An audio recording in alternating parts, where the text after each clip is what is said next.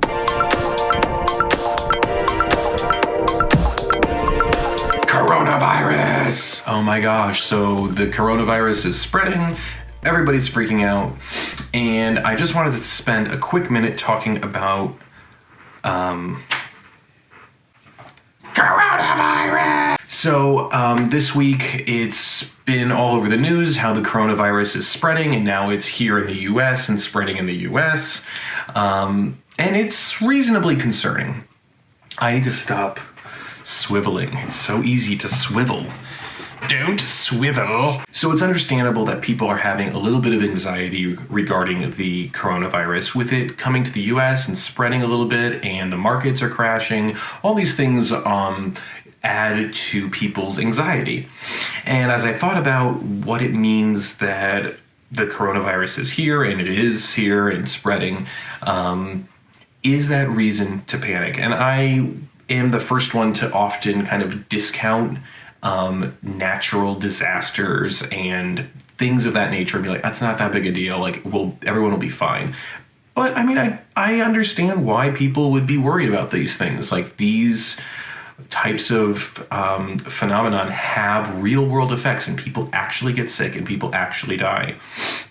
But again, that's not a reason to get into panic mode. All of that to say that it's reasonable for people to feel nervous about the coronavirus spreading. On the other hand, though, we need to always maintain a logical perspective on these types of things. So, number one, the coronavirus is just another virus. Like a lot of other viruses, it spreads throughout communities, and most people, not saying all, but most people will probably be able to recover 100% fine, just like you would from any other flu-like virus. I prefer to have a perspective of you prepare adequately for anything and everything, but you are optimistically hopeful that things will not necessarily turn out as bad as they possibly could. And I think that's a good approach to be able to feel like you're doing your part in preparing for worst case scenarios, and feel like you are participating in your own well-being.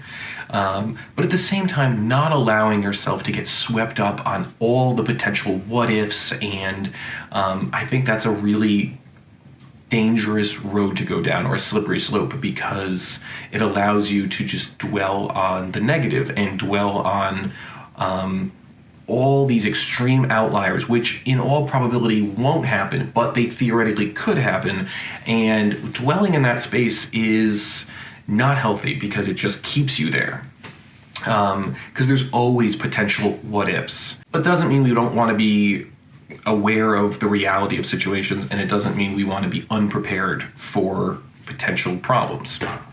The other thing that I wanted to think about this week is that it's easy to lose motivation. I feel like that's kind of a little bit what's happening with me and my YouTube channel. In the beginning of the year, I was really focused on what I wanted to be doing, and now we've kind of battled through the winter. It hasn't been a bad winter, it's been kind of like a mild winter relatively, but it's still, the days aren't all that long, it's still difficult to be outside because it's kind of cold, and I'm really busy with work right now.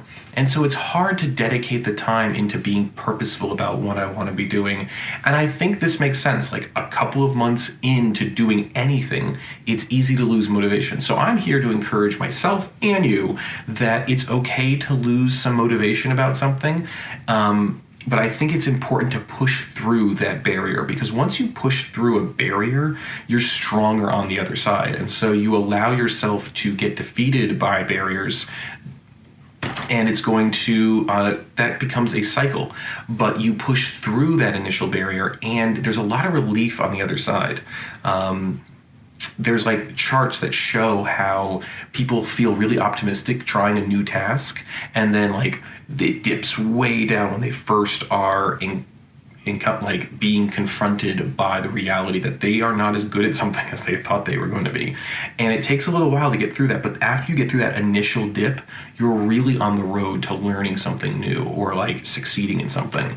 And so I feel like that's the point I'm at right now, of feeling a dip in motivation, but I want to get through that dip and fight through it. And I think we'll get through, and on the other side will be sustained growth. So that's my motivational tip for today, or this week. That's to motivate me, that's to motivate you, and together we're better. And so remember that, yes, there is going to be problems in the world, there always will be. There's nothing new underneath the sun. These things come and they go. Yes, we want to be prepared. Yes, we want to be proactive. But no, we don't want to panic. We don't want to allow ourselves to get thrown by every whim of the wind and society and all the things that are easily swayed. And also to stick with motivational things, like stick with things that we want to be doing and to push through. And even if it's small, even if it's like just doing that one thing that I really wanted to do more of this, just choosing one small step will allow you to push through those negative feelings of like wanting to give up and feeling kind of lethargic or apathetic or whatever it is, and to fight through that and come out on the other side stronger and better. So remember, it's about progress, not perfection. I'll see you guys next week.